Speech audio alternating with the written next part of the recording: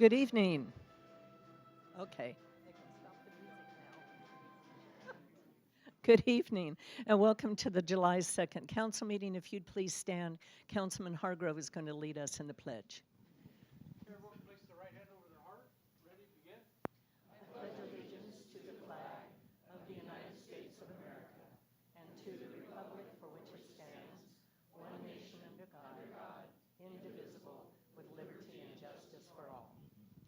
Okay, our first presentation this evening is a recognition of the retirement of Warden Dean Borders. Dean, would you please come up?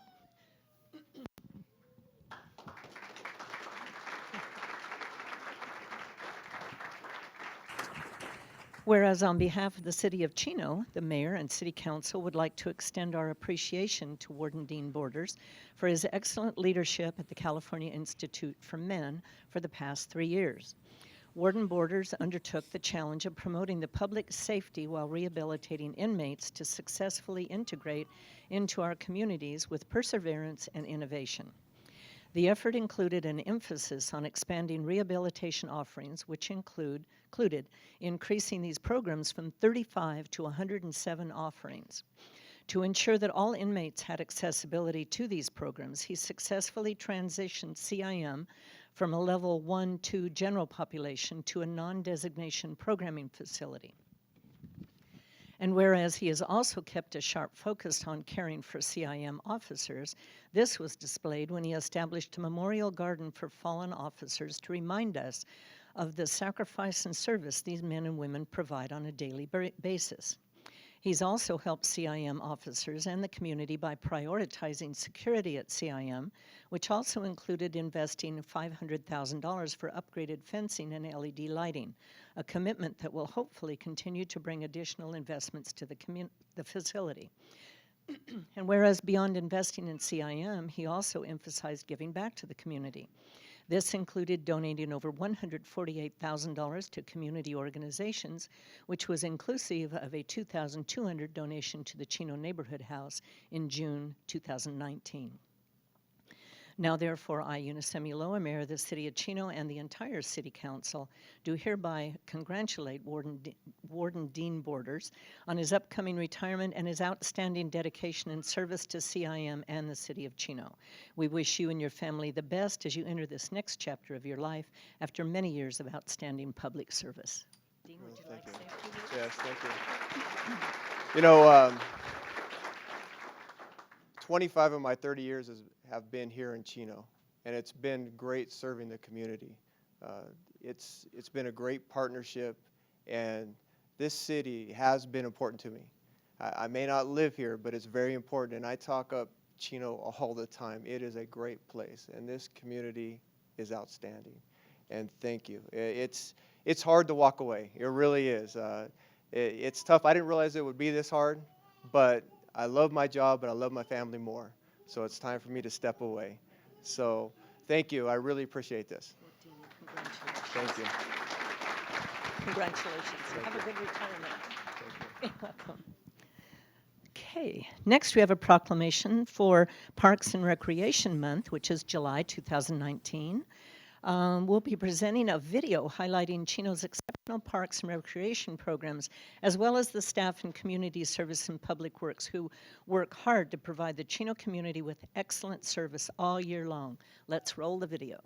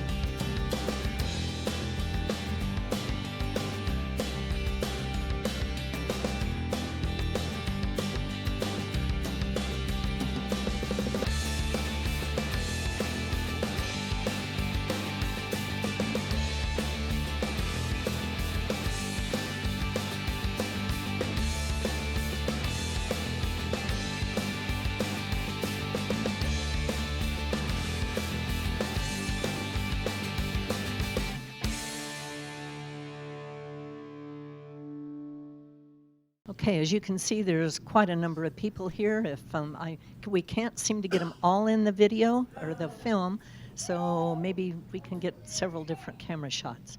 But our proclamation reads, whereas statewide public opinion research indicates that 98% of California households visit a local park at least once a year. 2 in 3 households visit a park once a month. 50% of households participate in an organized recreation program, and most park use is with family and friends. Parks and recreation programs are vital to establishing and maintaining the quality of life in Chino and contribute to the economic and environmental well-being of our community. Parks and recreation programs build healthy, active communities that aid in the prevention of chronic disease and improves the mental and physical health of all citizens. And whereas parks and recreation programs provide positive alternatives for children and youth during non-school hours to reduce crime, helping youth develop and grow into healthy, productive adults.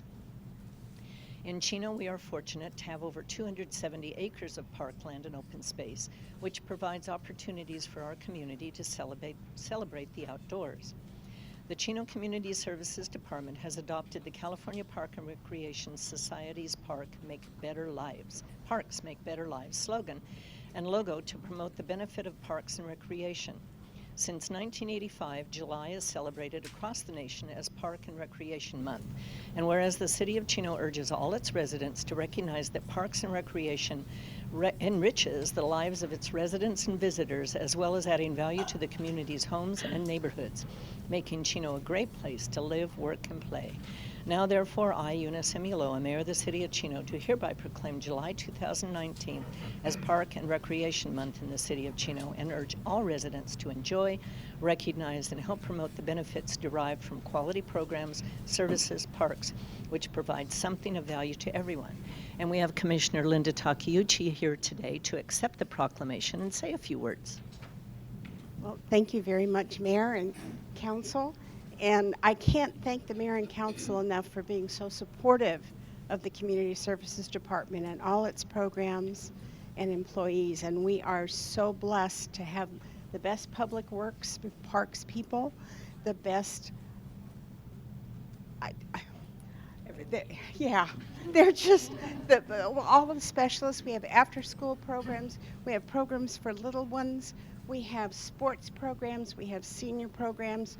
So whether you're teeny tiny or a lot older, there's something for you out here that council and the mayor have helped provide and build in town. We are one of the best cities around as far as our community services department goes. There's and thank something you for so everyone. much. Oh yes, very much so, literally.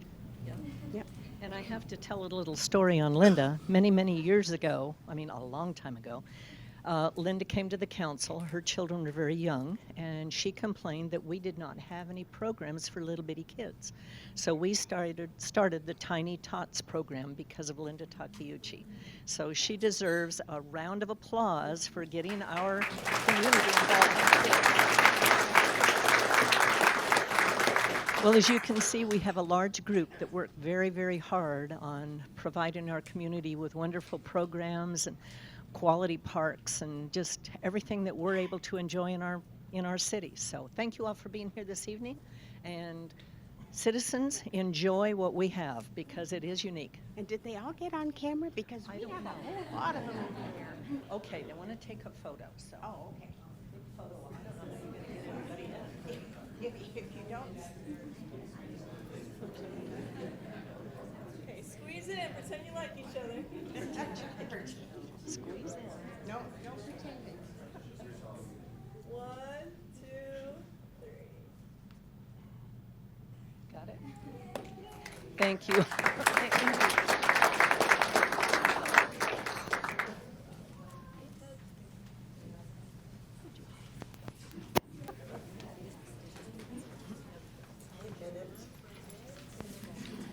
Okay, we have another very special presentation, and that is the recognition of the retirement of Edie Stassi-Garcia, our Community Services Supervisor.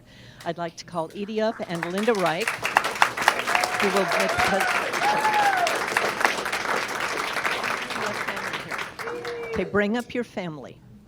Edie's family, come up. I'm sure we'll have somebody in the audience if you want them to video it. Our upcoming chief will video. Thank you, Mayor, members of the council. I think it's really appropriate that we're recognizing this retirement. That's Edie's fault. So, on Parks and Recreation Month, because although she hasn't dedicated her entire career to this field, she has spent the last 20 years as a recreator.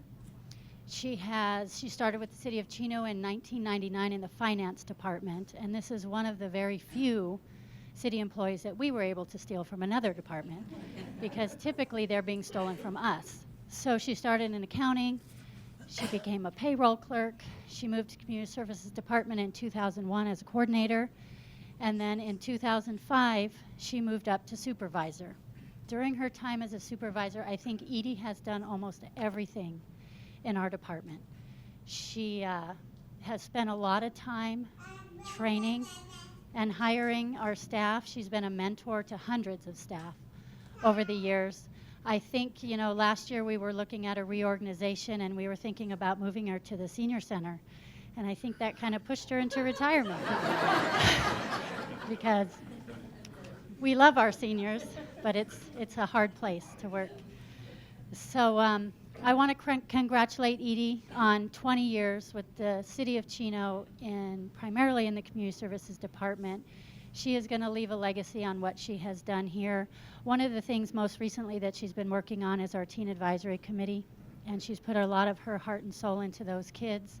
We've had several of them with appointments to some of the military academies, which I think makes a big difference. And the Teen Advisory Committee, the top program with our volunteers, our youth volunteers, and that's just a couple. She has done everything within our department, and we will really miss her. And we wish you the best. As you can see, she's got a nice new grandbaby that she'll be taking care of. I'm sure she'll be traveling. The one thing that I am happy about, she will stay on as a member of the Chino Valley Historical Society Board, which she serves on now, and help with that guidance there. So congratulations, Edie, from the whole department. We are going to miss you.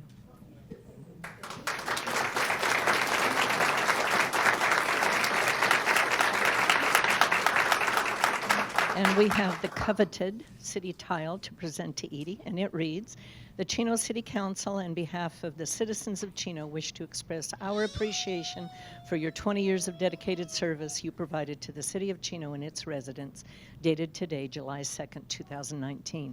Edie, would you like to introduce your family? I will. And say a few words? Okay, thank you. This is my son Alex Garcia, and that's little Coraline, who is at that age of being kind of wild. And this is Alicia Garcia, my daughter-in-law, and Debbie Plumley, second grandma, who's great. My husband couldn't make it today, so but we're here, and I just thank you for everything. Linda, my staff said, "Don't cry, Edie, no tears, Edie," so I'm going to try not to cry. But it's been an honor, and it's been so fun, and we've done so much, from Armed Forces banners. We were the first when we first started that. The old Schoolhouse Museum. Let's see, just going from special events with just 3 of us in Public Works, going to a big committees, and it getting bigger and bigger. The Centennial, that was so fun to be on there. That's when the history bug, exactly. So there's been so much, and I think the only things I didn't do were the senior center and aquatics. So I'm ready to do more things and be the project manager for Casa de Garcia, and my husband's glad about that. So thank you so much, you guys. This is my second home, so I'll be here a lot. I appreciate it. Thank you. Thank you.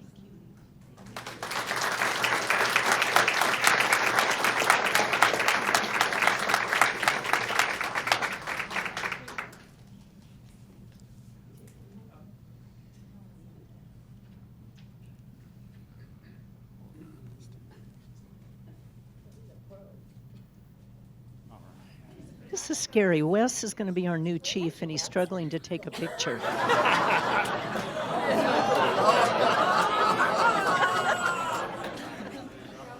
Had to get that zing in. You want to keep them humble. Okay, our next presentation is Mayor's Beautification Award. For July, I'd like to call up Michael and Rena Roki. They live at 6863 Palmer Court.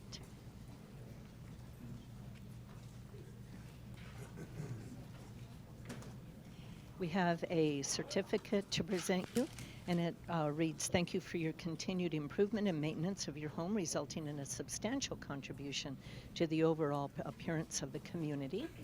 And they should be putting up a picture of your home. Here's a very, very nice photo of your beautiful home. I certainly appreciate the drought-tolerant landscaping. Here are 2 pens, one for each of you. 2 lapel pins, one for each of you. And of course, the coveted yard sign so that everyone sees you won the month of July. Now, who does all of the work? Actually, we had somebody do it. I do it. Oh, I do. You maintain Yeah. it. Terrific. Not really. I just want to say thank you. And been here for 28 years, first council meeting we've been to, so I'm enjoying it. And great city, and We love it. yeah, I don't think we did anything too special. Oh, you did do something special, and thank you very much for Thank you very caring much. for your yard. Thank you.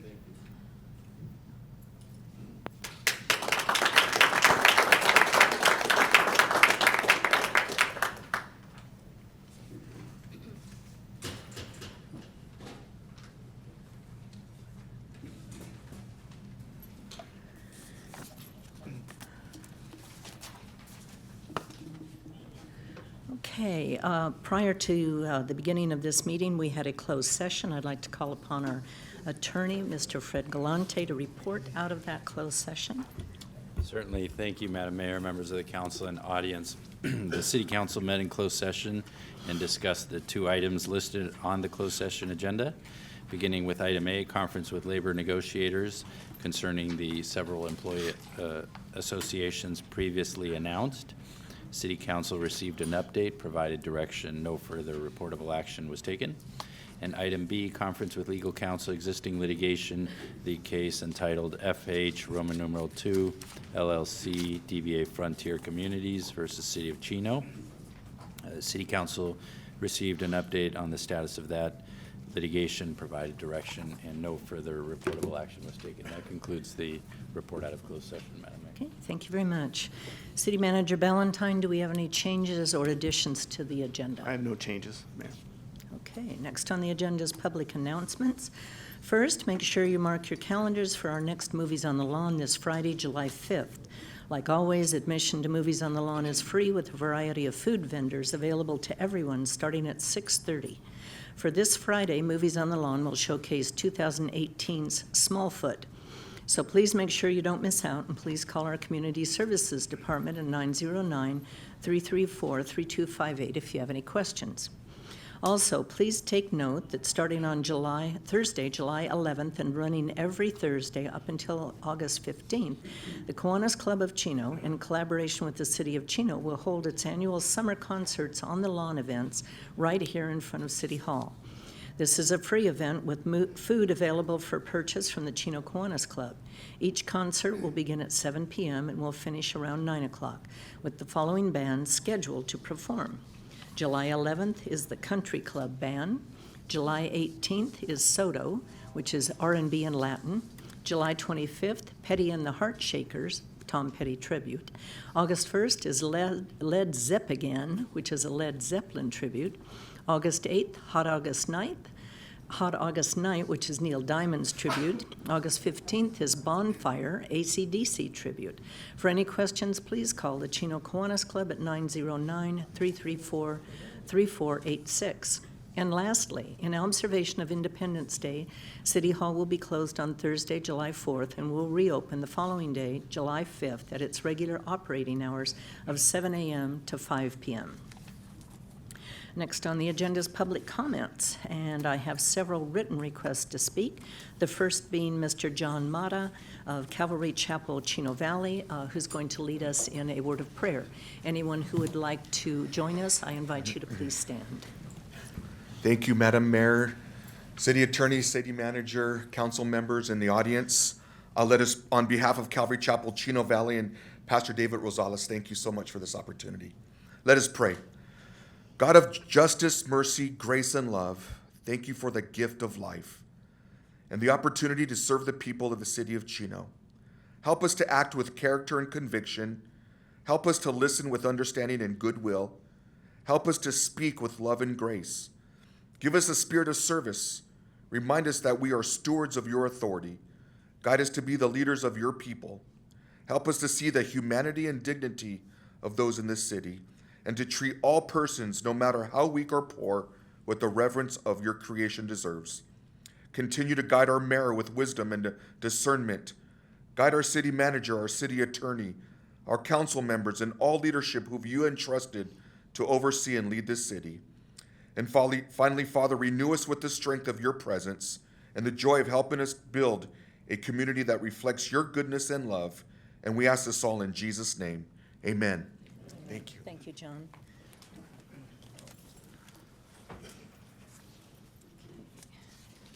Next written request to speak is Josie Garro.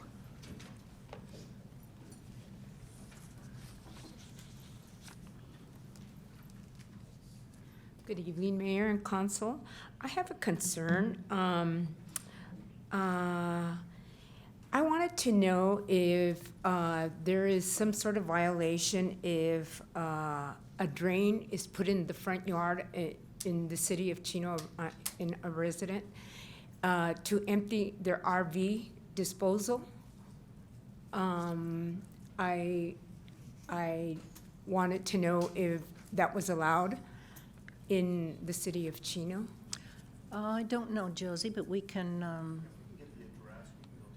yeah, if you can get the address and forward Okay. it to the city manager, then the code can go out and see. Okay, and if that could be resolved, because I'm concerned, because it's RV disposal going into a front yard that they've installed a drain. So I will give you my address. Okay, And we've had a little bit of back and forth stuff, so I just want to get it settled down and make sure we're safe and everybody else is safe. okay. Okay? And also, on my other hat, I'm here for the Chino Youth Boxing Program. And July 31st, we're going to have a showcase, and I invite everyone.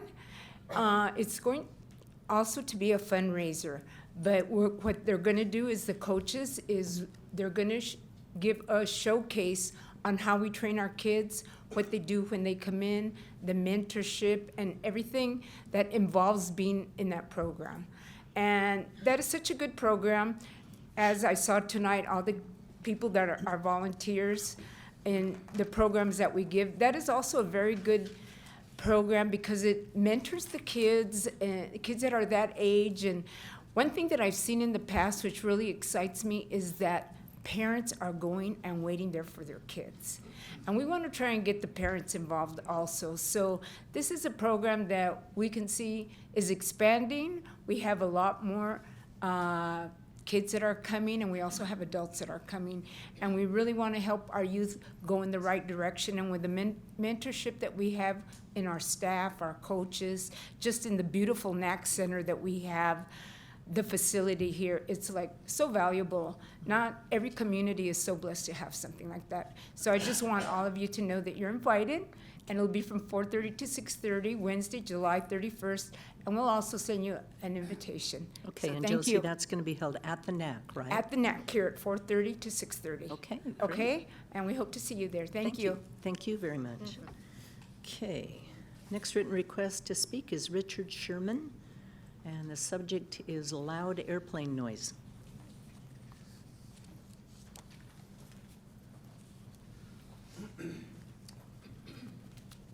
Good evening. Good evening. I am here to plead with the city council to help people of East Chino. There's an organization that have been signed a petition in East Chino, Ontario, and portions of Montclair.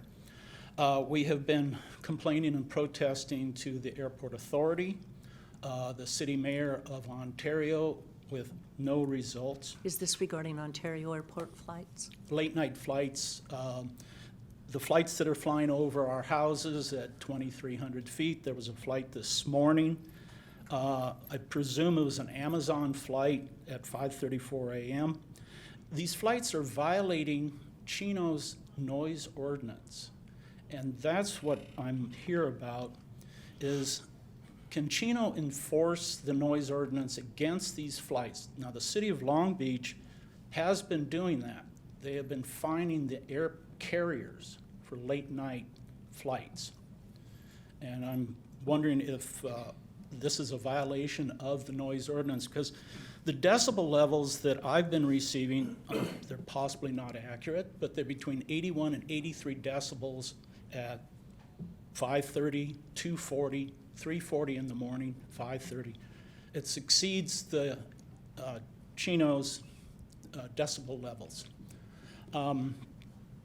If we can get some help with that, but there is a group of people, about 250 people have signed a petition, and we are talking with Norma Torres.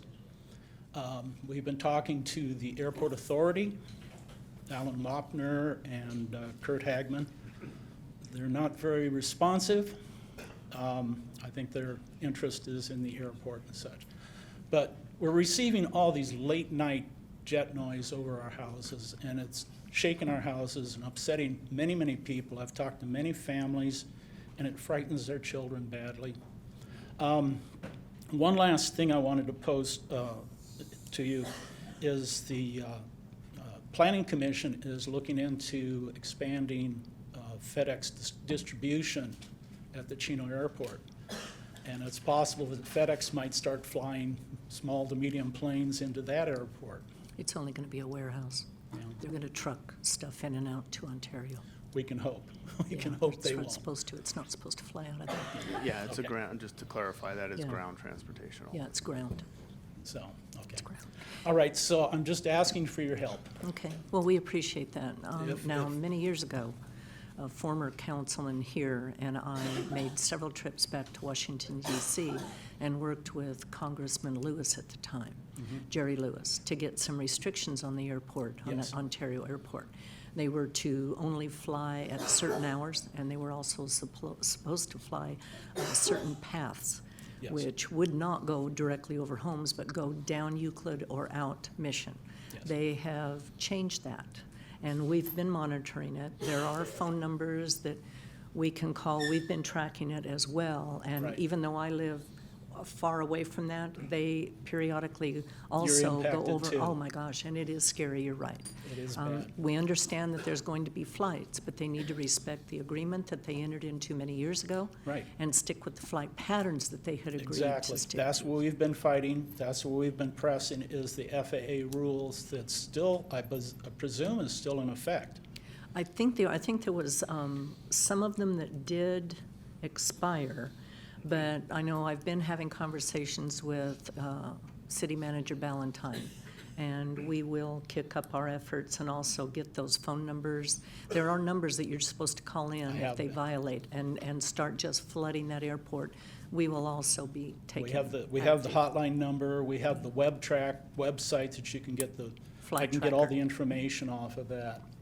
But it's very frustrating. What's and- a safety concern also, because if Health there is an concerns. accident, the way they're flying these patterns now, they won't be on a major transportation corridor. They'll be right over homes. Right, 2,300 feet, flying down, this one was turned over Cypress Avenue. This morning, we heard it loud and clear. It shook our house. Our house too. Yeah. And this is constant, I'm not talking about just recent, I'm Yeah, talking It about has been increasing. many years. Well, I many years. appreciate you coming. Yes, Thank you very much. okay, thank you. Barry Freeman also is here to speak on the same thing. Okay.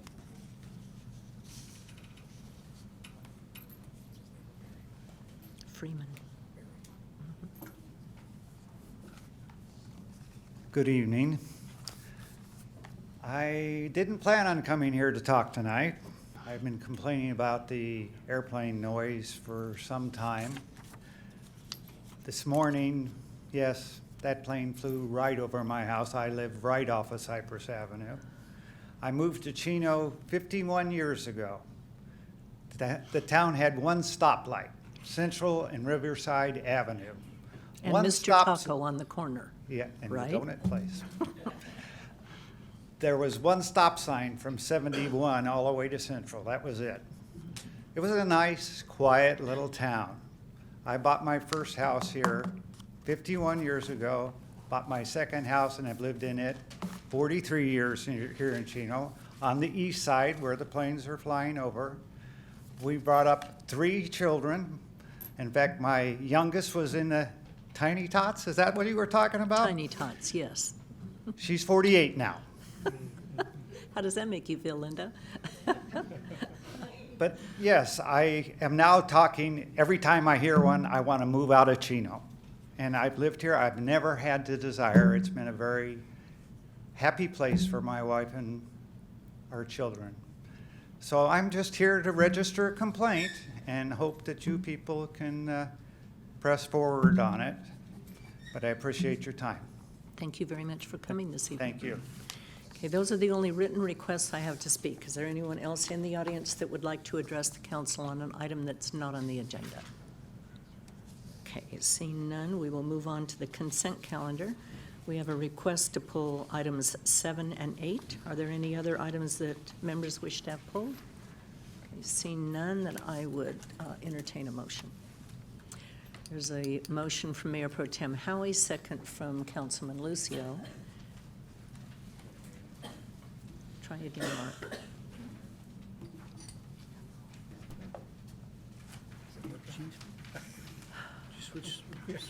Okay, we're going to have a voice roll call, please.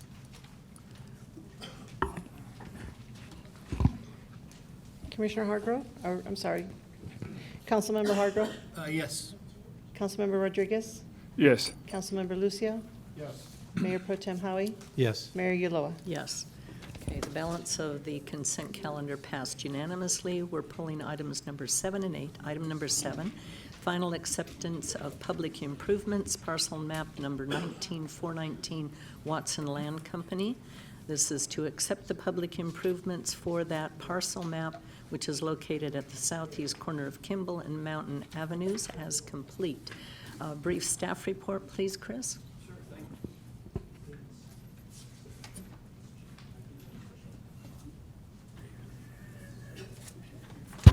Sorry about that. Technical difficulties.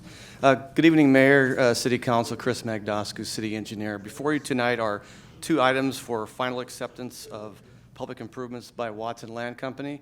One of them is west of Euclid. The other one is east of Remington. And at this, or yeah, east of Remington, east of Flight. And both have been complete to our satisfaction. We've walked the sites and we've provided collaboration with Mr. Barr as well on making sure all the public improvements have been complete from an accessibility standpoint, and that has been completed. The item number 8 before you, just to define the universe, I'd like to put the map up for the council and the public. So there's 4 phases to this development, and phase 1 is off to the left side of that, of the map, and that is what's before you for acceptance tonight. There are other projects or buildings within these projects under completion right now. Phase 4 is south of Remington. That's in the lower part of the diagram. That is going to be under construction soon. Before you tonight is just the phase 1 improvements that are off to the left, and those improvements have been completed to our satisfaction. The remaining improvements will come to you at a later date. There are 2 additional intersections that will be reworked, if you will, because of signal construction. That will be Flight in Remington, which is off to the lower left. That's building 837. Signal is going to be constructed there, and the intersection will be reconstructed to meet accessibility requirements. And then at Hellman and Remington, which is sort of in the lower right north of the red writing, that intersection has been constructed, has been rebuilt slightly to accommodate the signal that's already there now, which currently is in red flash mode. So that was just for clarity for the council that we're only accepting phase 1, not other improvements around phases 2, 3, and 4 at this time. That concludes my staff report, and I'm prepared to take any questions. Okay, thank you, Chris. You're welcome. Request to have it pulled is from Stubby Barr. Stubby?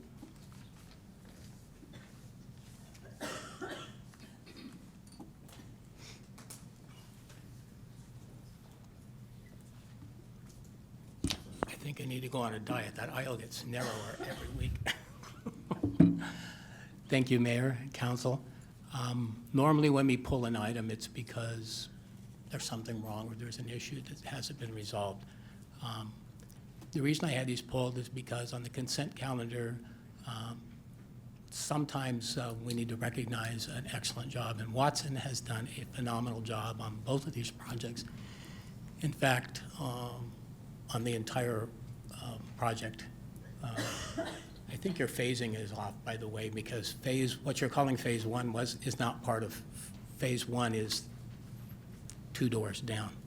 This was a separate project. Watson remediated every issue that came up on, and I'm speaking for both 7 and 8. In the case of the Kimball development, they actually, without hesitation, corrected issues that were caused by neighboring developers. And if you ever get the chance to drive out on the far side of the airport and take a look at these buildings, the ones in the middle here, especially between Van Vliet and Hillman, they're phenomenal. They're just absolutely beautiful buildings. And I just think that Watson, in addition to making nice cow statues, needs a little recognition for the work that they do and how well it looks. It really is a benefit to the city. Thank you. Well, Stubby, I certainly appreciate the positive remarks, and I agree. Watson has been an excellent developer in our community and have many times gone out of their way to not only comply with requirements, but go over and above. Council comments? Okay, then I would entertain an approval motion for items number 7 and 8. And yes, the cows that they put in front of one of the buildings are excellent. How are we doing over there? No, still no? Okay, there's a motion from Councilman Lucio, second from Councilman Rodriguez, and we once again need a voice vote because Mr. Hargrove's monitor is not working. I didn't break it. You broke it. Councilman Lucio? Yes. Councilman Rodriguez? Yes. Councilman Hargrove? Yes. Mayor Pro Tem Howie? Yes. Mayor Ulloa? Yes. Okay, items 7 and 8 pass unanimously. Next, we have public hearings. Prior to the vote of the council, any member of the audience will have the opportunity to address the council on any items listed under public hearings. Council remarks, requests, but it's not required that you state your name and address prior to making any remarks. Item number 11 is annexation number 4 of territory into the existing Community Facilities District number 2003-3, improvement area number 5. This item requires us to conduct a public hearing, to adopt resolution number 2019-037, calling a special election for the purpose of approving an annexation into the improvement area number 5 of the Community Facilities District number 2003-3, and adopting resolution number 2019-038, declaring the results of the special election. So before we begin, I will open the public hearing and ask for a staff report by Rob Burns, our Director of Finance. Good evening, Mayor and members of the City Council. On May 22nd of this year, the City Council adopted Resolution 2019-018, declaring the City of Chino's intent to annex 2 properties located in the preserve into Improvement Area 5 for the purpose of collecting city services tax. Since the adoption of this resolution, it has become necessary to remove Ceres Regis property from the annexation process. This property will be annexed in the near future. Annexing the remaining property and collecting these revenues will be used to fulfill Council's direction that new development within the preserve pay the cost of all the services being provided to them. These services include maintenance of parks, open space, and public safety services. Tonight's action are to adopt the required resolutions for the annexation into the CFD, call for a special election, and immediately hold the special election, and then tally the election results. It is recommended the City Council adopt the proceedings as outlined by the Mayor this evening. That concludes my report, and I'm available for any questions. Okay, thank you, Rob. Before we proceed, do any members of the council have questions for staff? Okay. Do any members of the public have any items that they are concerned with or questions of staff? Okay. Then, at this time, we're ready to call for a motion to approve resolution number 2019-037. There's a motion from Mayor Pro Tem Howie, second from Councilman Lucio. And please call for roll call vote. Mayor Pro Tem Howie, Yes. Councilman Lucio, Yes. Councilman Rodriguez, Yes. Councilman Hargrove, Yes. Mayor Ulloa. Yes. Okay, the resolution just adopted authorizes the district to proceed with the annexation and calls for an election within the proposed annexation area. This authorizes the annexation and the levy of special taxes pursuant to the applicable rate and method of apportionment for improvement area number 5. Additionally, the election will now be held by the interim city clerk since the district has received waivers regarding the time to hold the election from taxable property owners in the proposed area. Rosa? All ballots have been cast in connection with the election for the proposed annexation, and the election has now been closed. The results of the election were unanimous, 10 votes in favor of the proposition. Okay, having heard the statement of the interim city clerk certifying the results of the election, I will now entertain a motion to adopt resolution 2019-038 declaring the results of the election. There's a motion from Councilman Lucio, second from Mayor Pro Tem Howie. Roll call vote, please. Councilman Lucio, Yes. Mayor Pro Tem Howie, Yes. Councilman Rodriguez, Yes. Councilman Hargrove, Yes. Mayor Ulloa. Yes.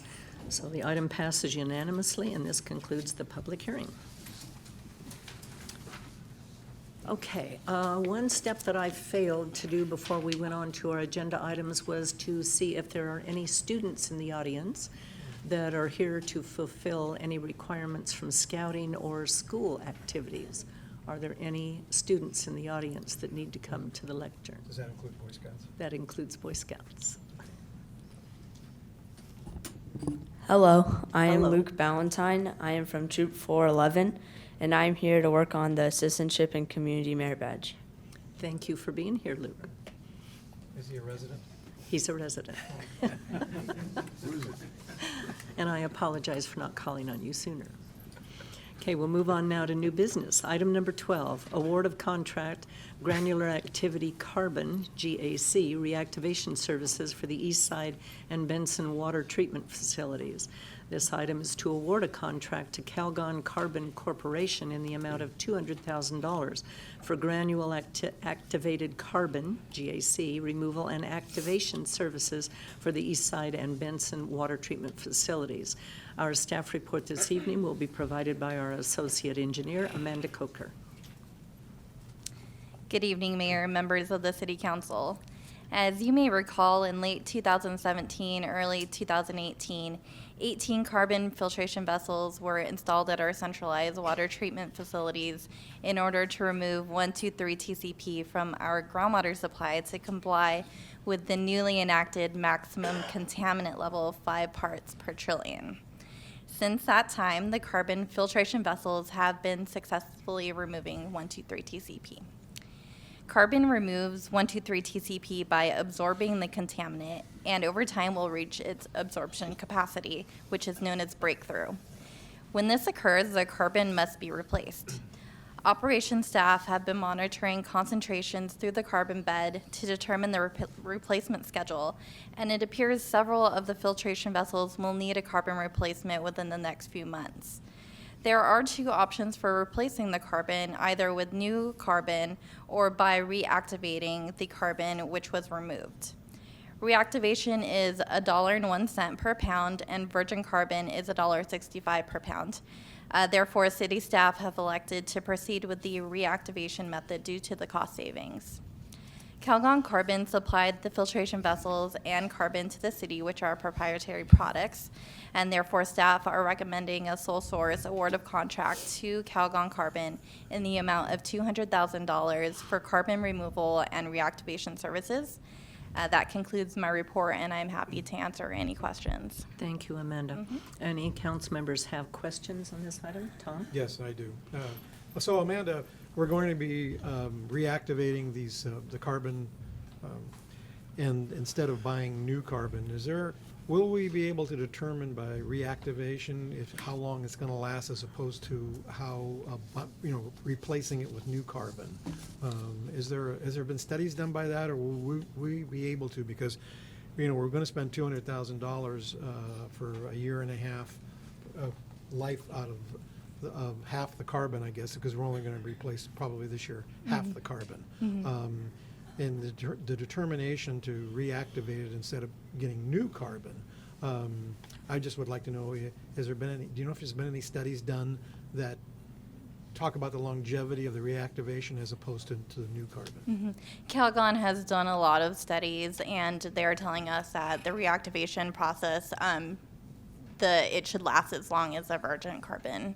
So this will be our first time with the reactivation. So we will be continually monitoring, and we'll track it and see if it does last as long as the virgin carbon. And then when we do the next changeover, we can determine if we want to still do the reactivation or if we think it's more cost effective to use the virgin carbon. Okay, and this is because of the new state requirement from last year? Yes. Of the particles and the contamination and the East Side Water Treatment produces approximately how many acre-feet of water for the city? So with the carbon vessels, we have it both at Eastside and Benson treatment plants, and together they supply about a third of our water supply. Okay, all right, good. That's all I got. Okay, any other questions? Any questions from the audience? Okay, then it would be appropriate to approve the reactivation of these carbon vessels. Motion from Mayor Pro Tem Howie, second from Councilman Rodriguez. Voice vote, please. Mayor Pro Tem Howie?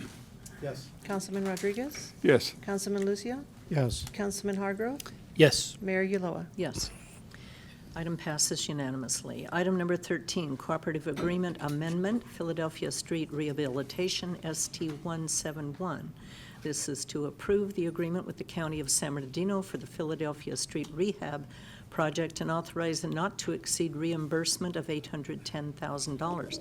Our staff report this evening will be from our CIP manager, Maria Frazier.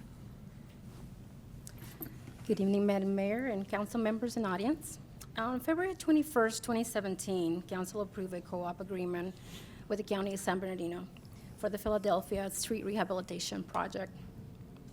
The project begins at Norton Avenue and ends at the Western Lee County city line.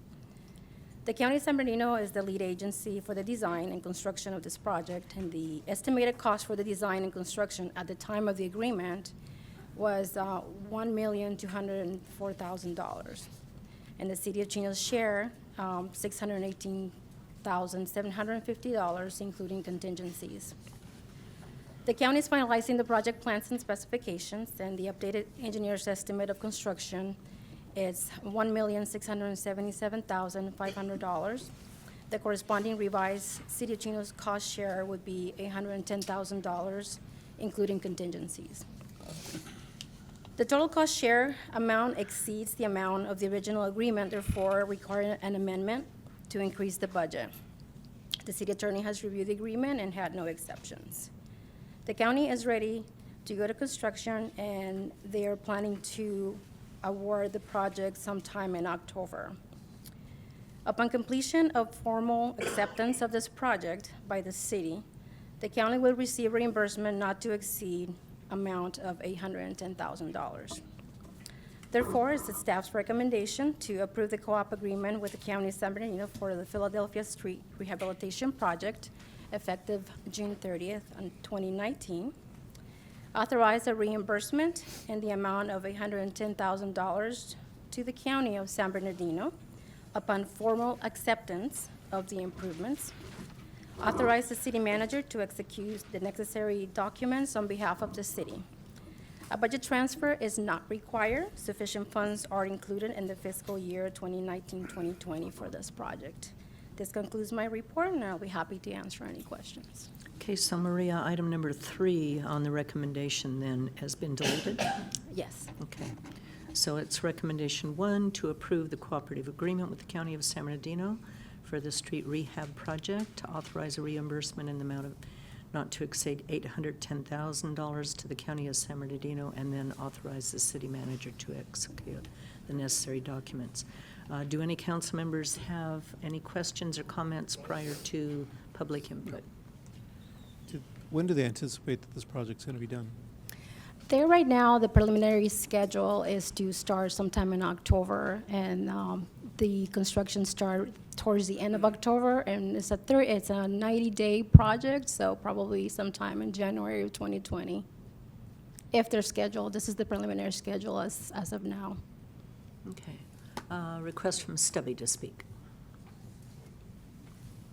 Thank you, Mayor and Council. I just want a couple of comments that are kind of varied. One is we are not relieved of the responsibility to make sure and to enforce accessibility issues just because we are not the lead agency. Both state and federal law require that anything we build or anything that is built for us be compliant. And as you know from the handout I gave you a couple sessions ago, you are the enforcing agency. As the sitting city council, you are the governing agency, and you are responsible for this. It worries me a little bit because of two things. I have not seen the plans or had a chance to review them. However, as of January 1st, diagonal curb ramps are no longer legal in California. They cannot be installed. It doesn't matter when the plans were approved.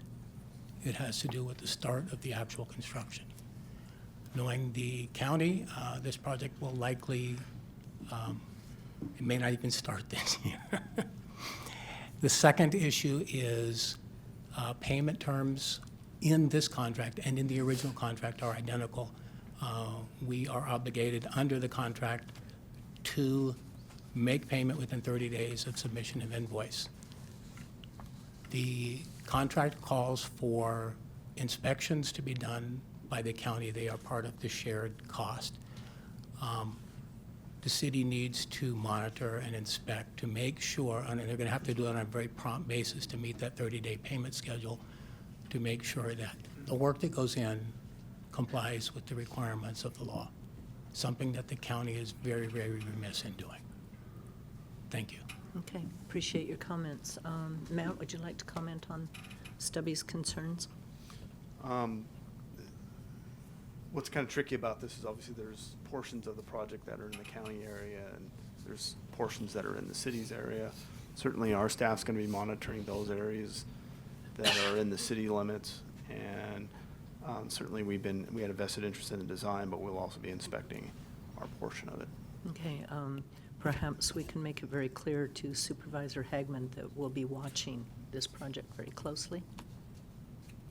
Okay, then I would entertain a motion of approval for item number 13.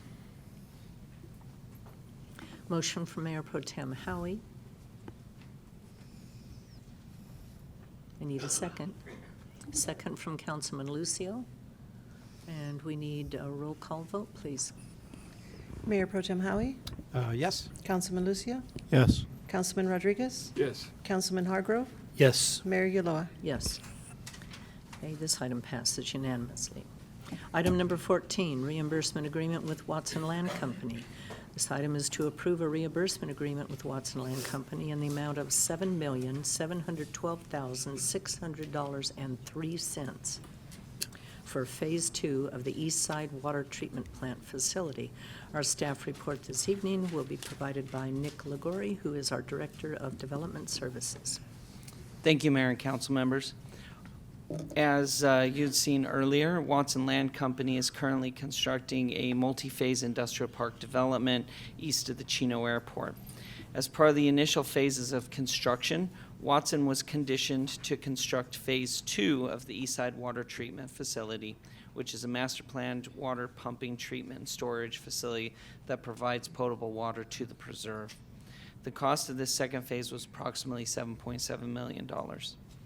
Phase 2 of the East Side facility consisted of a booster station, 4 million gallon potable water storage tank, and a 24-inch transmission pipeline delivering potable water from the facility to the city's distribution system at Merrill Avenue. This facility is included in the city's development impact fee program and is therefore eligible for a credit and reimbursement agreement.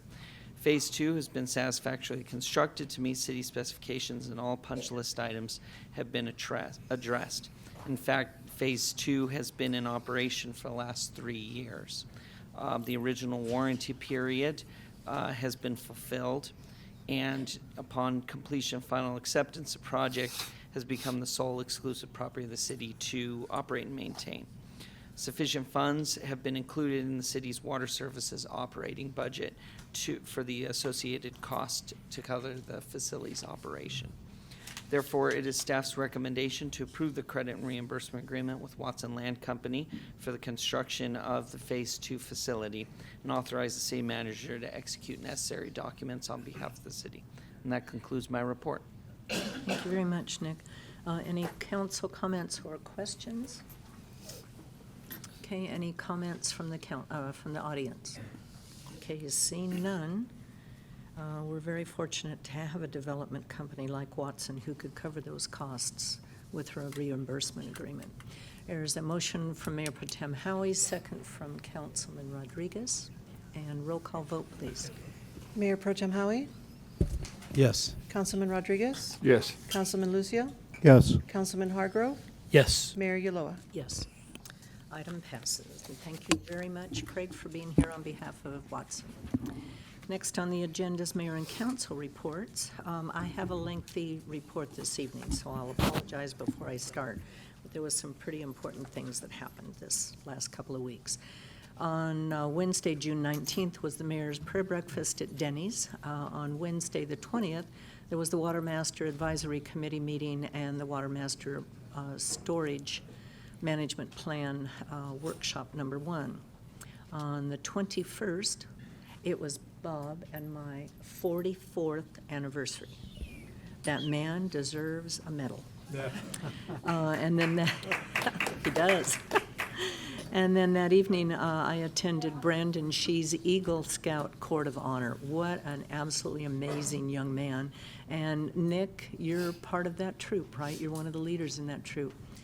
That young man is going to go far. He is just amazing. On Tuesday, the 25th, I attended the West Valley Mosquito and Vector Control District meeting. Wednesday, the 26th, we had our Chino State of the City address. That venue sold out weeks ahead of time. It was amazing. I want to thank everybody who made it so special. Presley Tennant, who has performed in our community several times in the past, led us with a pledge to the flag, and also she sang a beautiful rendition of the national anthem, which gave many of us chills and brought tears to eyes. Presley's an amazing young lady who just recently was one of the finalists on the TV program The Voice. And so I'm sure we're going to see her, much more of her in the future.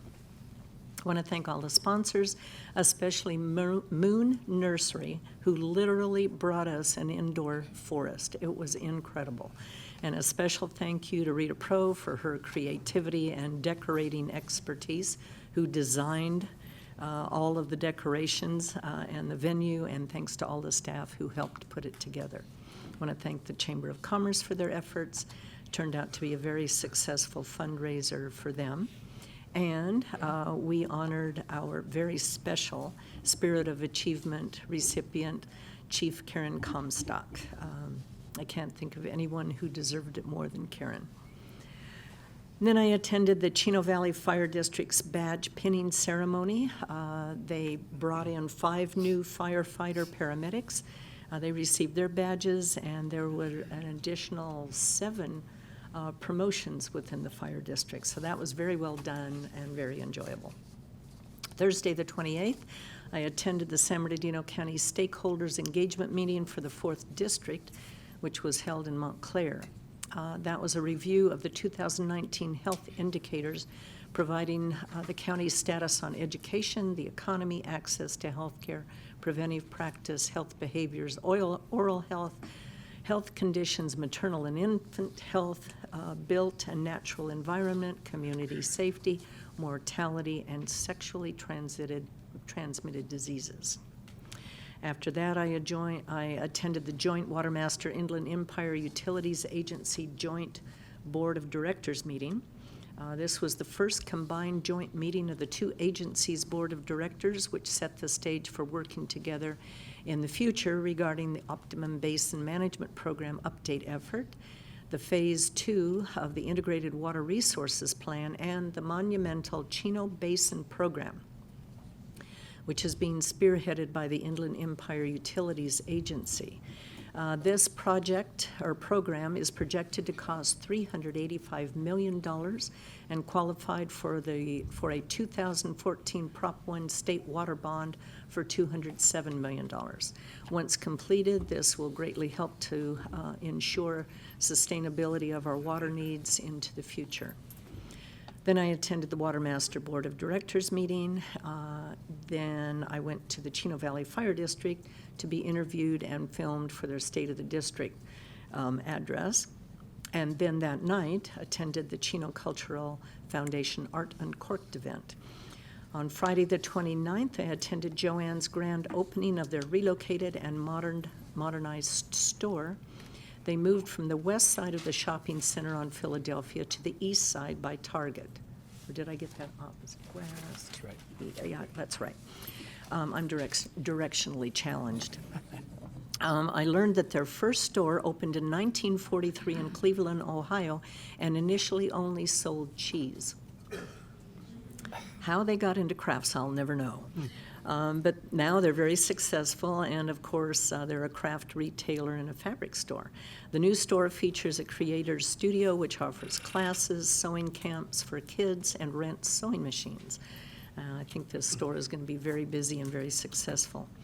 Then, Councilman Rodriguez and I attended the Building Industry Association's 2019 Housing Policy Conference in Ontario. This was very eye-opening.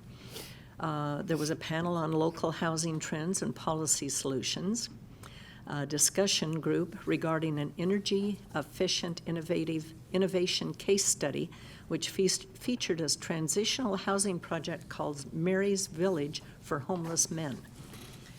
It's not quite finished yet. It's an experimental project. Then there was a panel on the Regional Housing Needs Assessment. It was a roundtable discussion. This is what we call RHNA.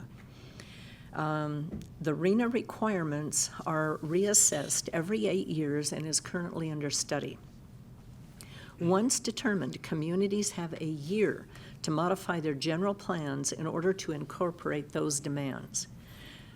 Governor Newsom signed a trailer bill last week that can fine cities up to $10,000 per month if they don't meet the RHNA mandated needs. He's also mandated that he wants 3.5 million homes to be built in the next 5 to 7 years, which is completely impractical. Even when the building industry was at its peak, they couldn't build that many homes. And now there's a shortage of labor, shortage of materials, for various reasons. The floods that have happened, people moving out of state for jobs, it's not doable. Senate Bill 102 is being referred to as a carrots and stick bill that will be used to offer help to get general plans updated to reflect the mandated RHNA densities. It also contains, though, the authority to fine cities hundreds of thousands of dollars if cities don't comply with the mandated numbers. And then there was a discussion regarding state and federal policies. Interestingly, 25% of the cost of building a house is due to regulatory requirements. It seems that when the federal government attempts to decrease costs, making things more affordable, the state of California not only implements and mandates the costs that the federal government is trying to decrease, but they often increase those costs. So California is one of the most expensive states to build a home in. It was very eye-opening, and I'm sure Councilman Rodriguez will also add comments to that.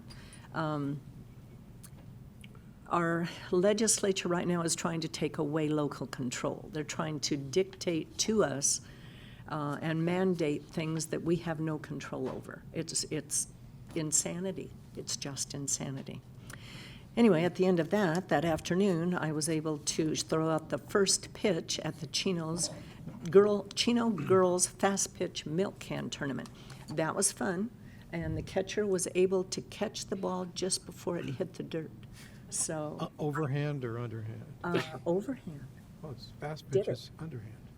Well, I did it overhand. Okay, that's good. They said I could do it however I could get it across the plate. There you go. Good. And I got it there, barely.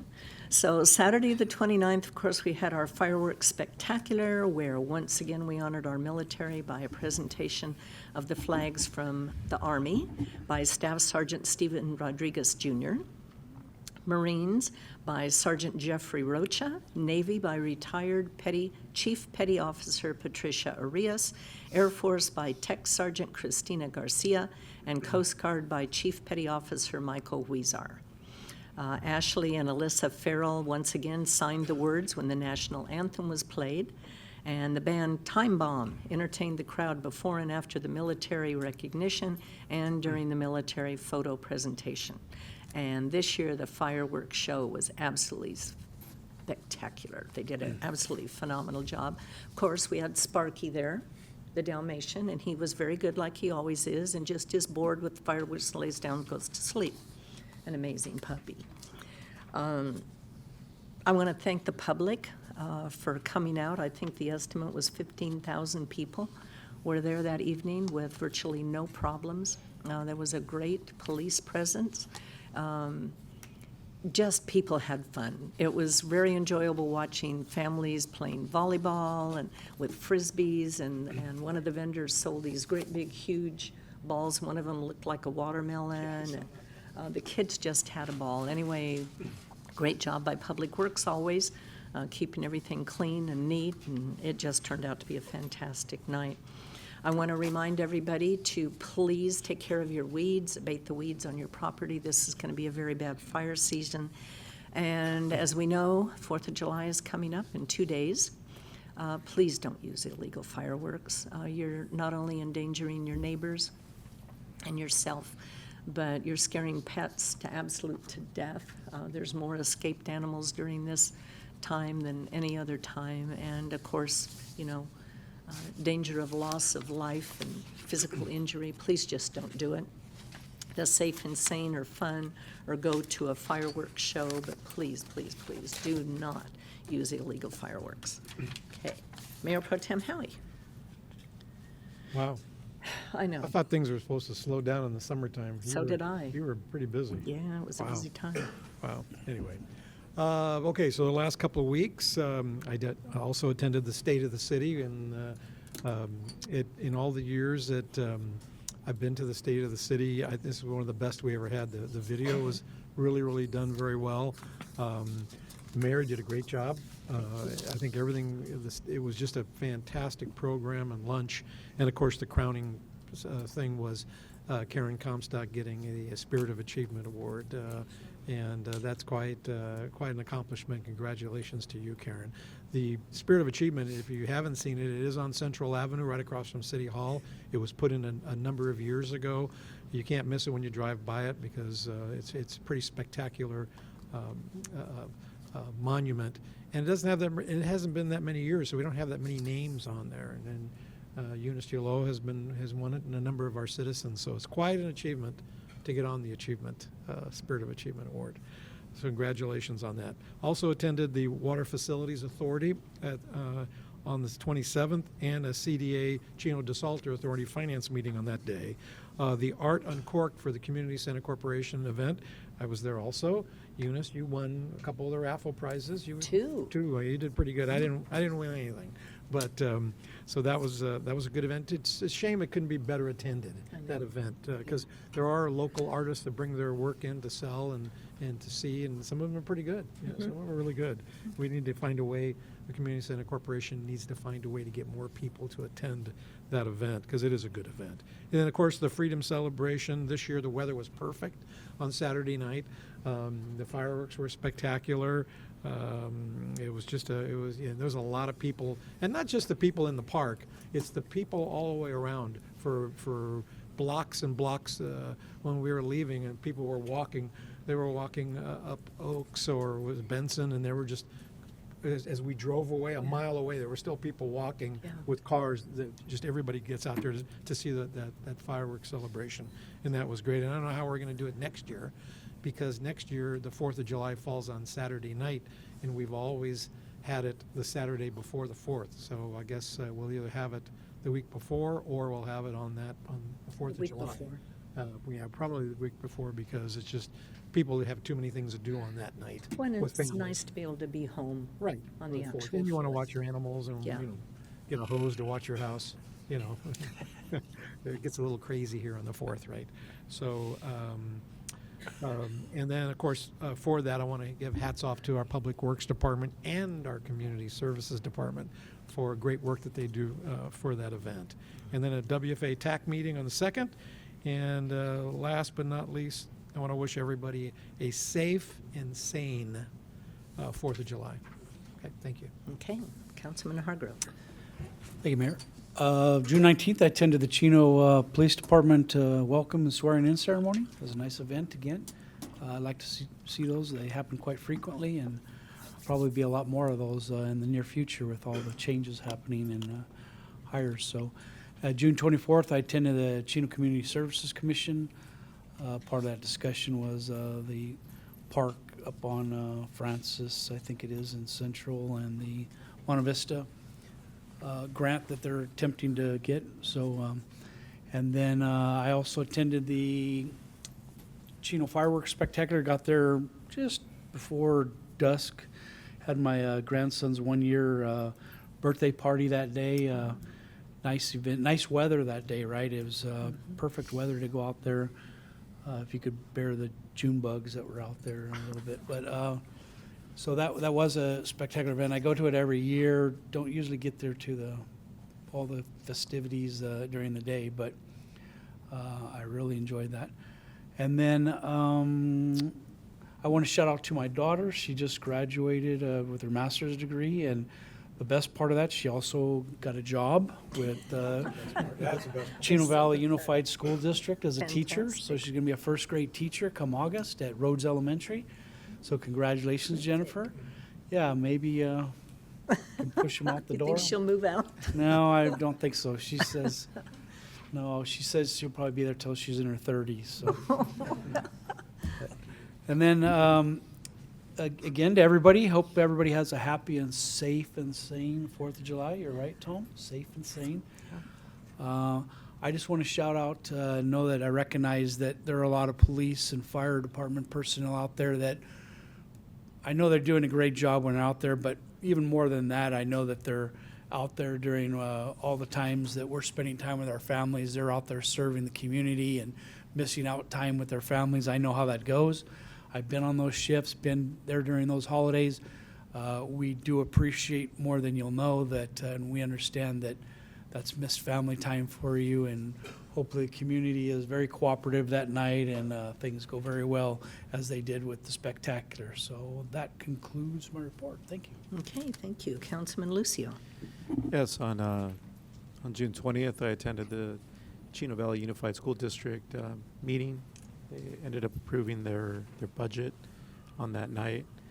On June 21st, I attended the nights in front of City Hall movies after dark, and I had a little better turnout. I had at least 3 of the kids as opposed to just one that went with me to the movie.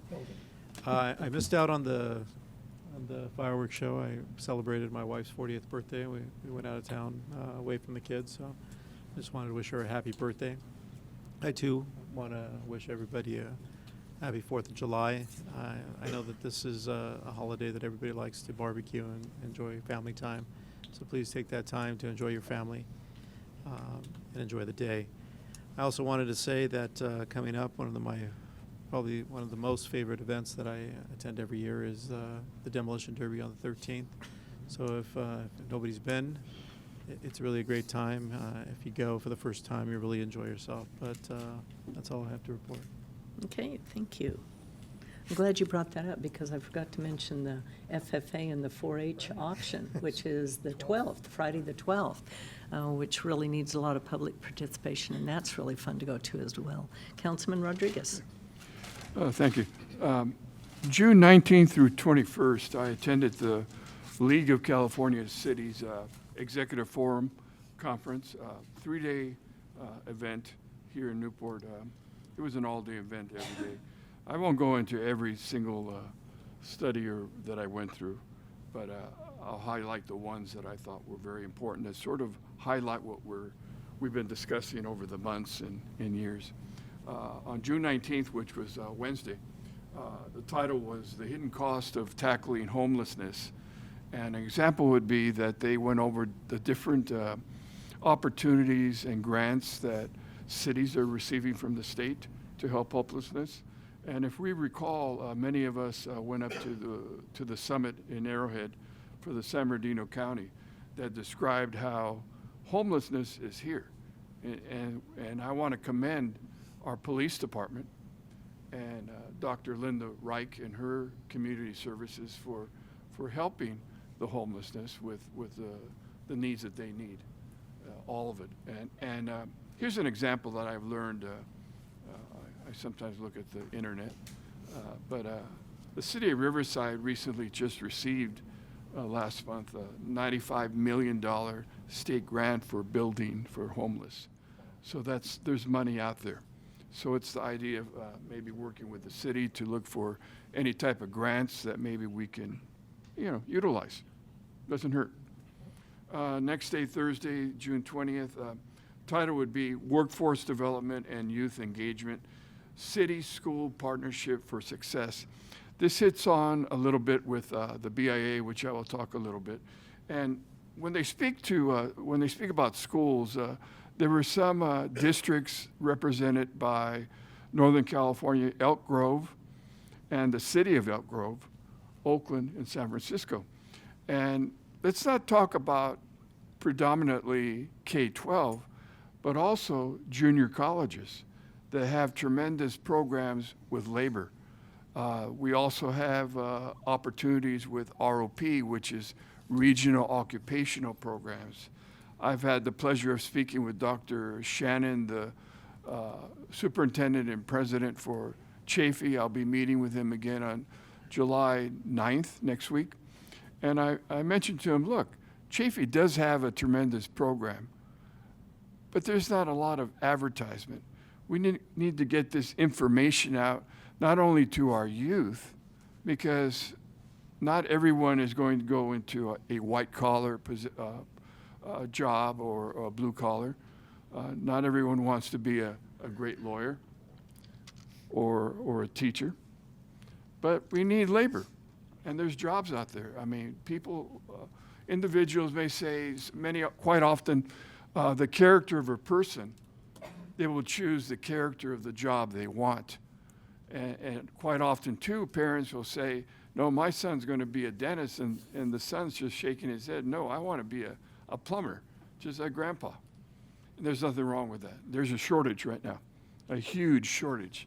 So when I speak to Dr. Shannon, I will extend that idea that what can we do to promote Chafee College, Cal Poly Pomona, University of Laverne, and CSU San Bernardino, Fullerton, Cal Baptist, whatever we can, all around us. And to promote it so that youth and all residents can be able to have that opportunity to choose a career and to fulfill their dreams for what they want to do in their lives. It's okay. And what I have found throughout the months is that quite often, an example would be Threshold Aviation out here in the airport. They are training youth to become mechanics for jets. And because there's nowhere that they can live, they are being taken from us, and they go out to Texas, to New Mexico, and they go to other states. So we're losing our youth. Think of Chino. It's generational families that live here. I've lived here my entire life, as you all know, and they know the area. We need to find areas that they can live and work. 21st, I attended at this LOCC another meeting that was titled Level Up Your Leadership, Mastering Your Role as a Council Member, Community Leader, and Colleague. As I mentioned before, there's 5 components that we all should think about. Not only ourselves as council members, but even all of us as individuals, always. Because I believe in my heart that we're all leaders in some capacity. The components that we spoke about, or they spoke about, were critical thinking, collaboration, communication, creativity, and civic responsibility. Those are components that are very real that we should keep before us at all times. June 26th, I can't say enough for the city of Chino, state of the city. It was just tremendously put together. I mean, I was told there was a waiting list of 30 people. Some people couldn't get in. There was like 30 people that could not come in, get into the event. And our mayor did a great job in presenting. Matt, Zeb with Chamber of Commerce, well attended, and pretty good food too during the lunch. That evening, I attended also the Chino Valley Department promotion and pinning with our mayor here at the Chino Hills Community Building. It's quite an honor to see how many of the new folks that are coming in to help us as first responders are wanting to come to Chino and wanting to work to protect our city and community. And here again, I want my hat goes off to not only the fire, Chino Valley Fire Department, but also to our police department, who was out there helping when there's a crisis, helping with the homeless, quick response, courteous, and the plan is there. And I think we have a plan. We just need to put our thumbs on there and just make sure we're moving in the right direction, and perhaps even look into gaining grants that are being offered by the state and the feds. Why not? The 27th, I attended the Chamber of Commerce I attended the Cultural Art in Cork at the fairgrounds here. And it was really well attended. A lot of food, free food, and well, not really free. You got to pay to get in, but it was still good, tasty food. A lot of crafts from various artists and so forth. So it was really well displayed, and they made over $36,000. Cultural Chino Foundation. So that was very positive. Okay. On the 28th, which was Friday, with our mayor, we attended the annual BIA, the Building Industry Association. What she said is something real. It's not something that Council Member Paul Rodriguez has been promoting. It's something that's coming from the state. And I think in history, if you think of our former president back in the days, President Theodore or Teddy Roosevelt, carry a big stick. Well, our Governor Newsom is carrying a carrot, and a big stick. A club. A club, they called it. Yes, a club. And it is true what she said. The fines for, depending on whether a city will meet the RHNA, which is the Regional Housing Needs Assessment, can go up to $100,000 a month, not a year, a month. And I'm going, oh my God, you're bankrupt. Some of these bigger cities. we have to be cognizant as to what we can do that's reasonable, because the big question, as I mentioned before, is this: where will our children live? If we are a family-oriented, generational family city, then we want our children to have opportunities to stay within the city. And there was many representatives, not just only local, but there was state senators from Washington that represented California, mayors throughout the area, as Eunice and I, well, I'm a councilman, mayor, we were there. We heard this from the experts. And the housing crisis is real. Homelessness, these people are not widgets. They have to be helped, because it's like a domino effect. It can cause not only fiscal damage to the city, or even repercussions with crisis, with probably maybe more crime and more disorder. I mean, think of LA. Oh God, the disease at City Hall with typhoid or typhus. I mean, we're doing well when you really think about it, but let's keep working at it. I'm sure we will. But the BA is working towards all this, and they're here to help us and to support us. Another thing they said would be this: look, small is okay. This is what they said. Small is okay. You want middle class, and you want areas, you want to build the middle class, not take it away. You want areas for them to build, because they bring the kids for the schools. They build the families and the orientation of continuous generational history for our city. So we'll need to make decisions later on in the future that are going to be right for the city. Really quickly, going back to schools, having a career in counseling in the K-12, I've worked, there's a lot of restrictions that students have when it comes to labor laws and requirements, permits, and all this. And that's something that we can work straight with counselors, and also with Dr. Shannon and Chafee, and understanding what kind of labor opportunities our youth and all our residents can have for this. I think it's a positive thing. And lastly, our fireworks display was just phenomenal. As always, it's expected, and it's going to continue to be that way. With all the people that we have in Chino, and we're growing, well-attended, people behaving, not a whole lot of mischief, as I would say. Great support from our Chino PD, our first responders were there, and just very good. Very, very good. And I'm very proud to say that I'm a councilman and have lived here all my life, and it's very good for all of us to be able to say that and brag about it. There's nothing wrong with that. And lastly, I want to wish all of you a safe 4th of July.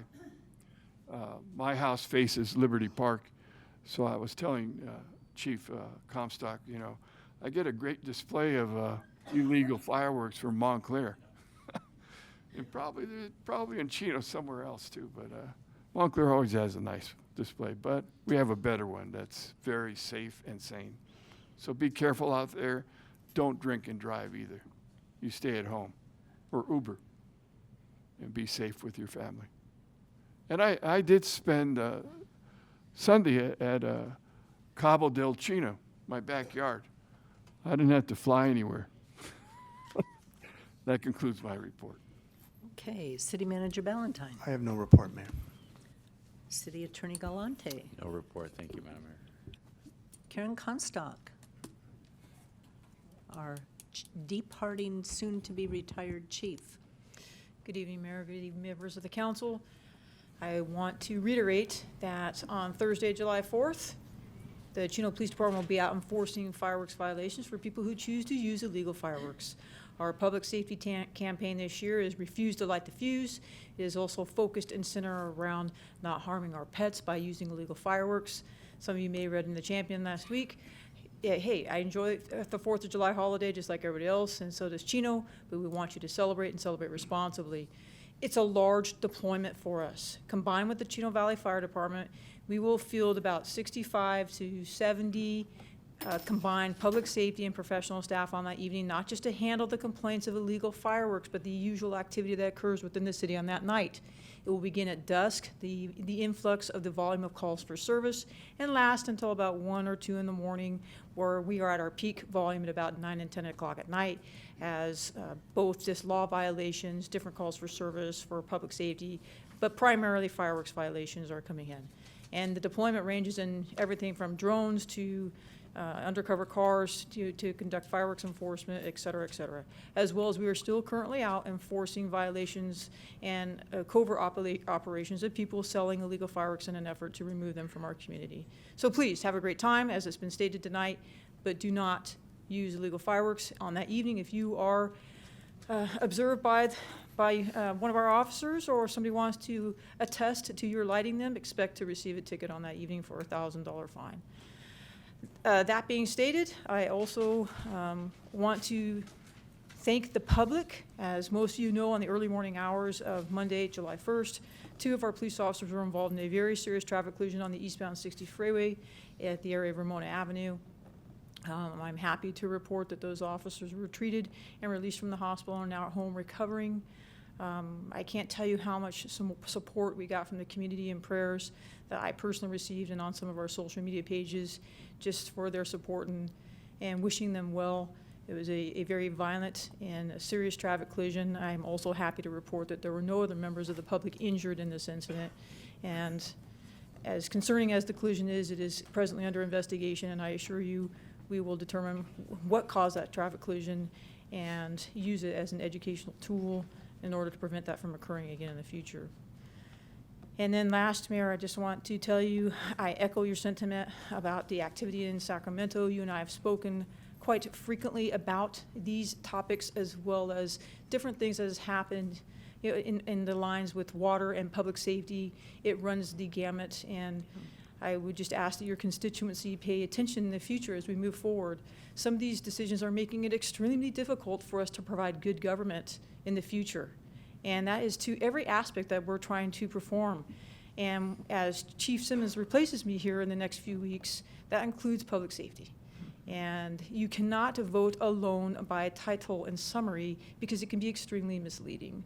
So read your ballot, be informed, and vote when possible. And Mayor, thank you. You had a beautiful State of the City address. It was remarkable. You did a great job. And thank you again for selecting me as the 12th recipient of the Spirit of Achievement Award. I'm still very honored and very humbled. That concludes my report this evening. Well, you're welcome, Karen. I am going to ask you to do one more thing, though. Yes, ma'am. And that is for the public that witnesses illegal fireworks, what can they do? If they witness illegal fireworks, they need to call us. And if they want, they can do one of two things. Be anonymous and ask us to come out, and we will dispatch a fireworks car that will use different methods to see if we can observe the fireworks violation and take proper enforcement action. But if they want to, they can use what we call attestation, which was something we did last year. They want to come out and give their name and attest that they saw somebody lighting the firework and would like to cooperate with the police in making sure that the citation is issued. We can help them with that as well. So a couple of different options. Most people that call want us to go out there and see if we can observe the violation and take our own enforcement action. But as you know, we changed our ordinance to allow for people who would like to come forward and cooperate and help us take enforcement action on fireworks violations. That is permitted as well. Okay. If they send us a video on its own and just say, you know, something of that nature, we will not respond to that. Right. They have to be willing to attest and also be willing to testify at a hearing later on, should it be necessary. Well, I have been asked by several people who are just fed up with some of their neighbors. And so I would imagine that you will be getting calls from some people who do want to help enforcement. So I took the liberty of telling them, video it, take pictures, whatever, be sure to call you and make sure that they're willing to take the necessary steps to get this enforced. But some of the neighbors that routinely set off illegal fireworks, are getting extremely bold, and they're using illegal fireworks that are extremely dangerous. You're correct, Mayor. We have a lot of people that light off illegal fireworks in town that are residents, but particularly on the 4th of July, one of the reasons it's so important is there are a lot of people that come into town from out of the area and light off illegal fireworks.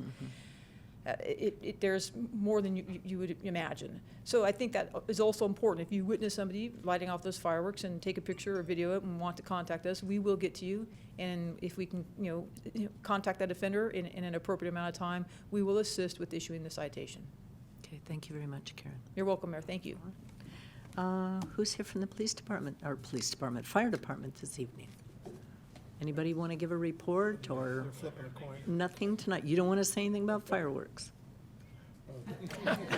He couldn't resist. You'll put me on the spot. Good evening. My name is Jeremy Alt. I'm one of the battalion chiefs for the fire district. Actually, everything that we would like to say tonight would be an echo of everything else that everyone said. We want to encourage all of our residents to be safe and sane. Use the fireworks in the designated areas. There are areas of the city that fireworks are illegal, so please check those maps. And again, like Chief Comstock said, we will have 4 of our fire inspectors out patrolling as well with a joint effort with the police department. So we just wish that everyone have a safe evening and enjoy this time with their family. Thank you. Thank you very much. Okay, with that, we are going to adjourn to our next regular meeting, which will be held Tuesday, July 16th at 7 o'clock unless closed session is necessary, and that will be at 6. With that, we are adjourned, and please have a safe 4th of July.